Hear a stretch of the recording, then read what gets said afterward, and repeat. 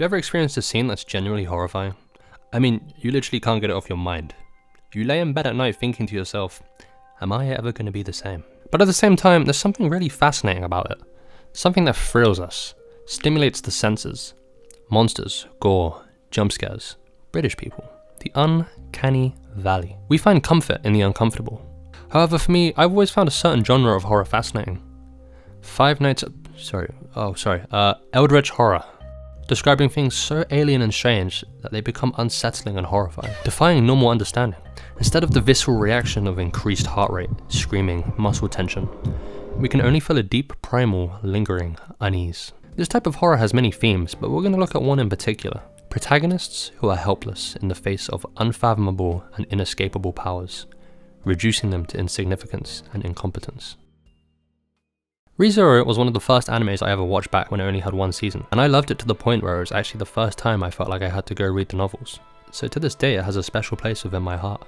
But my opinion didn't seem to be shared at the time by my troglodyte friends. They called it boring and claimed that my glorious goat, Natsuki Subaru, was a whiny bitch.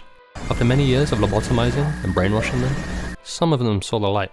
Anyway, the idea is Natsuki Subaru, our protagonist, has found himself in another world. And like any isekai protagonist, this guy has his own OP ability. Return by death. The idea is that upon death, he returns to an earlier, seemingly arbitrary point in time with all of his memories. I mean, this sounds like an extremely strong ability until you realize Subaru is an extremely ordinary young lad. Now finding himself in a world full of fantasy where nearly everyone is stronger than him. So to keep his loved ones safe, he can really only use this ability in one way. Trial and error. Over and over he dies in various horrifying ways. And if this doesn't sound bad enough, he can't even tell anyone about his power, or else the witch who's given him this ability, Salmonella, will start messing with him. It wasn't your classical shonen isekai about vending machines and whatever this is, but something more subtle and disturbing that went under the radar. We see how a powerless individual gets pushed to his limits mentally, dying over and over, being utterly helpless in the face of terrifying power. While this series isn't exactly Eldritch, there are definitely a lot of elements of that type of horror present. A particular scene in Arc 6 of the novels really embodies this the most for me, so in anticipation of Season 4 of the anime, I kinda want to talk about it. I've avoided any major spoilers involving the plot for Arc 6, but honestly, just go read the novels, or just wait until April, because Arc 6 spoilers are ahead. Now, before I explain the scene, let me describe the setup here. Subaru, Ram, Anastasia, and the ground dragon Patrush have essentially fell into an underground tunnel, splitting up with the rest of their group. They decide to look for a way out until they come to a fork in the road. Left or right, they must make a choice. Subaru convinces them to go right. Now, this path is coated extra thick with something called the Witch's Miasma, a type of mana invisible to the naked eye, that has fatal effects to a normal person's psyche, making them go insane. So after hours of walking, it's clear that they're starting to get irritable, and the tipping point occurs when all of this walking results in a dead end. Ram and Subaru begin arguing bad, and I mean bad. At this point as a reader, it's clear something is seriously wrong with them, but it's kinda easy to chalk it up to them just being exhausted from their long journey. They continue to hurl insults at each other until Ram messes up. She claims that Subaru doesn't care about Ram at all, and then Subaru snaps. Subaru strangles Ram, pinning her down with his invisible providence in a murderous fit of rage. He feels an intense hatred for her, and I mean he is earnestly trying to kill her here. Ram manages to eventually use magic to get him off of her, and the both of them are now about to tear each other to pieces. However, Ram rather abruptly is quite literally backstabbed by Anastasia, who claims one of them dying is better than both of them dying, in some weird, twisted logic. Subaru agrees, believing she's still useful, but deep down he's kinda tweaking. He doesn't trust Anastasia at all. I must kill her before she kills me, he thinks to himself. They go to shake hands to signify their continued cooperation, Subaru still noticing the bloody dagger in her hand. However, as they shake hands, Anastasia is sliced in half by a near-dead Ram, using a blade of wind magic. And this is the bad part. Her cleaved upper body is still clinging onto Subaru, fully conscious by the way, in some last desperate attempt of living. Subaru is screaming in horror, trying to shake her upper torso off of him, and she's pleading for her life. But there's no saving her at this point. Eventually, Subaru manages to get her off of him and throws her to the ground, and she dies shortly after, her last words being, "Don't leave me." Ram, who is barely alive, decides to launch one final spiteful attack at Subaru. He tries to retaliate with his invisible providence, but he's overused it at this point. An intense pain fills up his head, and he starts rolling in the sand, blood pouring from his eyes. After a while he recovers, however Ram's attack never hit him. Did she run out of steam before launching the attack? It kinda sounded too convenient, but he accepts it anyway. However, he can't see her body anywhere, and then he notices Petrush, the ground dragon that we'd almost forgot about.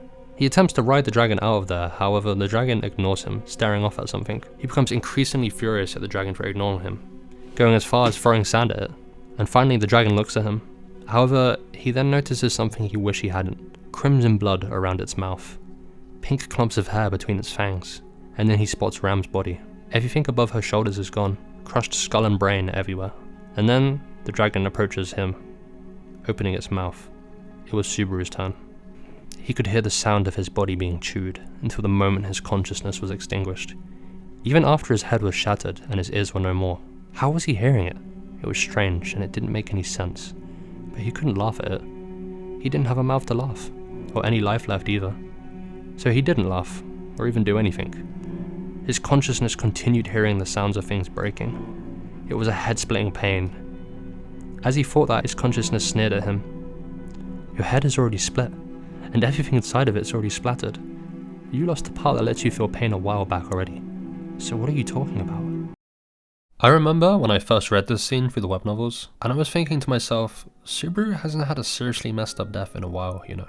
And then they decided to drop this loop, and I instantly knew Arc 6 was kinda gonna be crazy. I mean, just look at these comments. I think this one summarizes it perfectly. Firstly, Subaru and Anastasia's voice actors. They kinda got a lock in here. My initial read through of the dialogue put a pit in my stomach. I mean, I felt complete guilt for her desperation to live. Furthermore, Subaru's complete panic and disgust for her state was not only terrifying to experience, but also shows how much the miasma has warped his morals. Subaru usually doesn't disregard his friends' lives like this, so I hope the voice actors do it justice. I'm also particularly interested in the Petrush part, specifically how they decide to adapt the actual being eaten scene. Like, don't get me wrong, the rabbit scene was great in season 4, but it just hits so much harder in the novels. Like, you really feel the horror of having rabbits inside you, eating away your flesh. Well, I kinda just felt shocked in the anime. I mean, seriously, go read the web novel's version of the rabbit scene. I've linked it below. And tell me it isn't horrifying. Now, like, they don't need to go crazy on the gore, but the voice acting and SFX are really crucial. Crushing, tearing, splatters. They gotta be there to make us feel how truly horrifying it is. But from what I've seen so far in the season 4 trailer, I think the visuals look good. I really like the blue filter displaying Subaru's warped view of the situation, so my hopes are up. In general though, I think this is Subaru's worst loop yet. It has literally no redeeming qualities. It was shocking, it was painful, terrifying. Like, this loop was on his mind for a while. However, I can definitely see why some people may think others are worse. But what do you think? Will season 4 do the scene justice? And how would you adapt it? And furthermore, is this really Subaru's worst death? Let me know below. I hope you all been enjoying the holidays, and I'll see you in the next video. Also, 200 subscribers is crazy. I love you all so much.